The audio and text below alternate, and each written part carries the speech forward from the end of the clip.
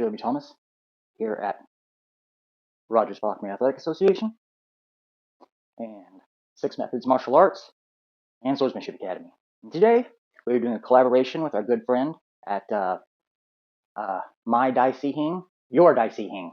Yeah, Nick's channel. We're going to help him out, okay? What we're going to do is we're going to do a collaborative video, and we both each picked a lesser-known individual from the history of Kung Fu to kind of talk a little bit about their lives and stuff like that. And the individual that I chose was 5th generation Pak Mei Master Ng Yiu, who was particularly famous for his large stature, immense strength, and being a master of the Tiger Fork, or Dai Pa, or Trident.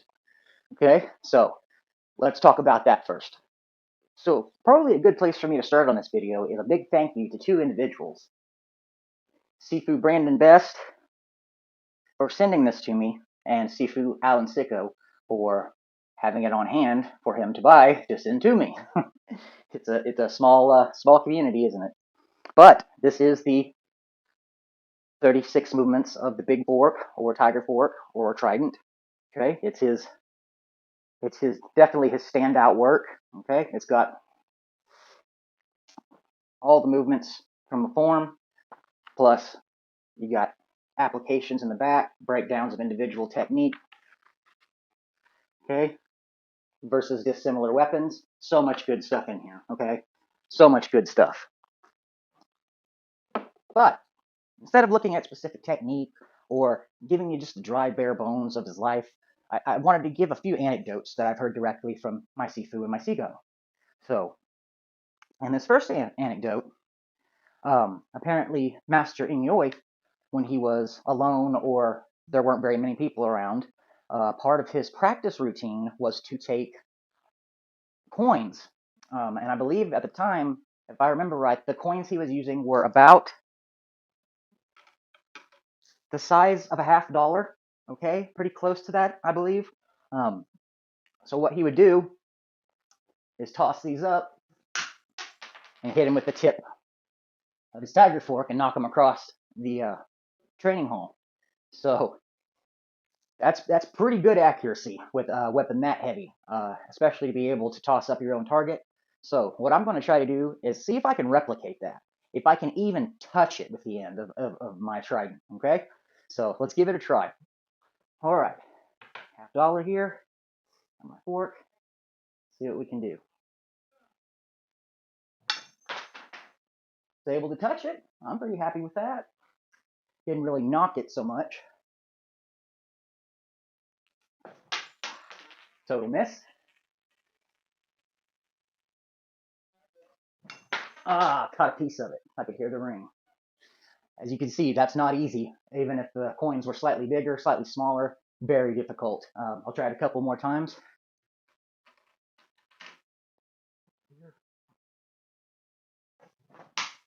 Miss.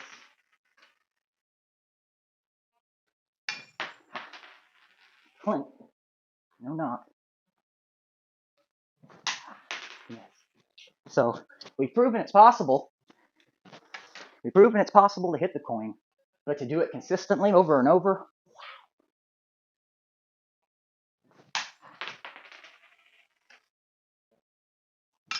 oh, I got one to toss.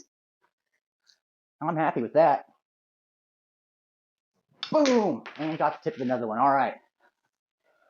Well, I managed to actually knock one a little bit of a distance, but like I said, to do that consistently, that's just insane. I was able to do it once out of 9 tries, and this is a weapon I use more than any other polearm in my inventory, so you can imagine how many hours were put into him just hitting that thrust to hit that dot every time and knock it across the room. It's just amazing. It's amazing. And this is one of the heavier Kung Fu weapons, meaning if you're that fast with it, you're probably pretty strong, with especially upper body strength strong, which Master Ng Yiu was. The next anecdote I was going to talk about was his personal fork, which, as I understand, is still on display at some museum in Hong Kong, I believe. If anybody has the exacts on that, please hook me up with that information. That would be great. I believe it's still on display, but it was incredibly heavy.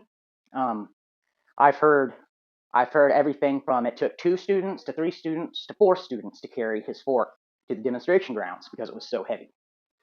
So what Master Ng Yiu really did differently that drew me to him is he made Kung Fu work for big guys, okay? He took out a lot of the crouching sequences, a lot of the stuff that big guys just don't do well because he was a big guy. He had upper body strength.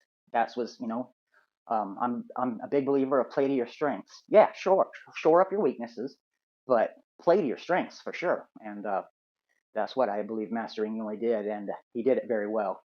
Um, so wow, that was really interesting. It's definitely something I'll have to collect some coins of my own and start practicing that. So Master Ng Yiu spent a lot of time working directly with Great Grandmaster Chun Lai Chun, especially during wartime. Okay, at the Whampoa Military Academy.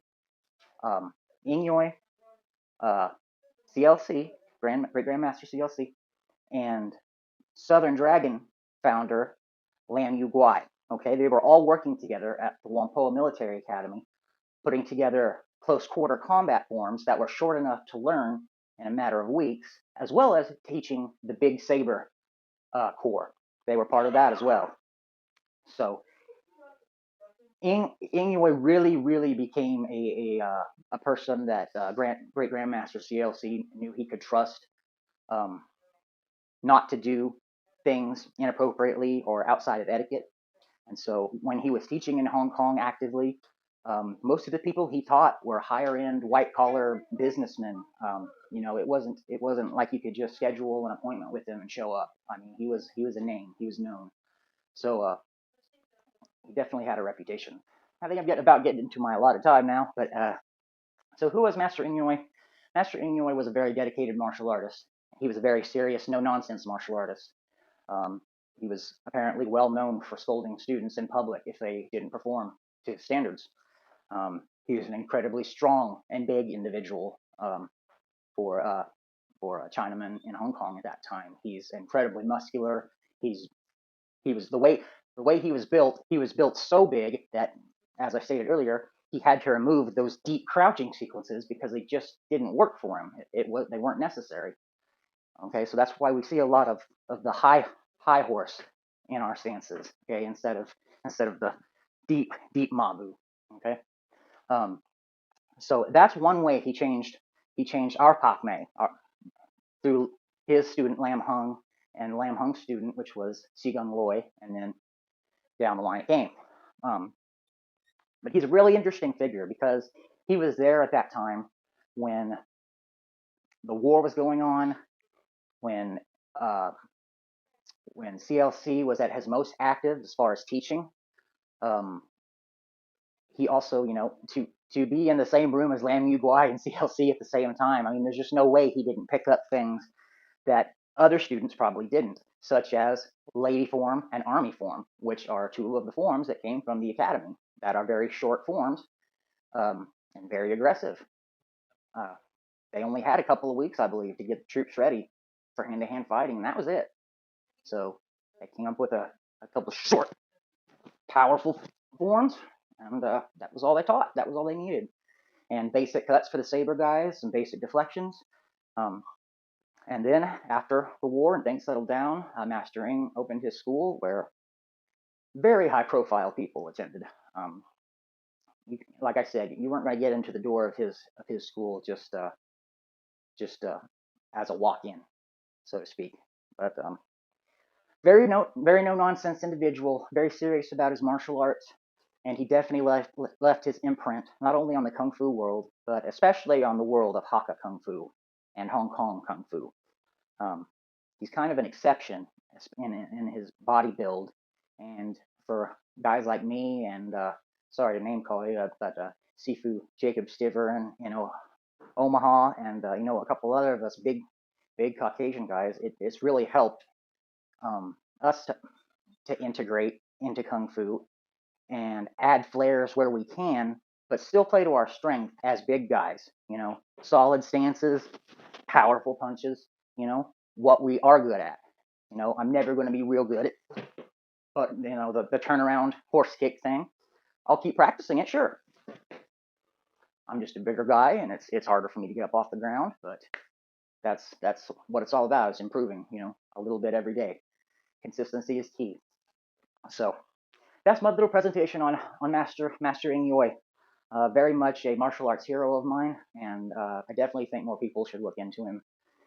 And I think if they did, that would bring the Dai Pa, the trident, a little more forward as a known Chinese weapon, because it's really a cool weapon with a really neat intention, which is really trapping, using those tines to trap. Thank you, and we'll see you next time.